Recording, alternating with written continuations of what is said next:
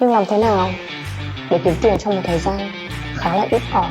Hãy xem hết video này, vì đây là công việc hết sức dễ dàng. Những gì mà các bạn thấy ở trên chính là phần thưởng mà các thành viên mới trong đội ngũ của chúng tôi nhận được sau một tháng gia nhập. Nền tảng mua sắm của chúng tôi đã có hơn 50 triệu người sử dụng, và tất cả mỗi một người đều có thể thành khách hàng của bạn. Bởi vì ở đây có tất cả mọi thứ mà các bạn cần mua, giá cả phải chăng, chất lượng tốt và giao hàng cực kỳ nhanh chóng. Chỉ cần bạn tham gia cùng chúng tôi ngay bây giờ, tất cả các nguồn hàng bên trong các bạn đều có thể bán. Dù là đồ nội thất, sản phẩm làm đẹp, điện tử, đồ dùng cho trẻ em, bạn có thể kiếm được tiền từ mọi đối tượng khách hàng nam, nữ, già, trẻ. Bạn chỉ cần đăng thông tin vào sản phẩm, thời gian rảnh mỗi ngày trong khoảng từ 1 đến 2 giờ có thể mang lại cho bạn thu nhập thêm đáng kể. Hơn nữa, bạn không cần phải bỏ ra bất kỳ vốn khởi nghiệp nào, vì nền tảng này chính là nguồn thu nhập của bạn. Hơn nữa, bạn cũng không cần phải lo lắng về lượng khách hàng của mình. Khách hàng trên nền tảng sẽ tự động đặt hàng, bạn thậm chí không cần tốn tiền trang trí và trả tiền thuê mặt bằng. Chỉ cần trực tuyến là bạn đã có thể bán hàng trên toàn quốc, không cần nhập hàng, lưu trữ hàng, gửi hàng. Chỉ cần có một chiếc điện thoại hay một chiếc laptop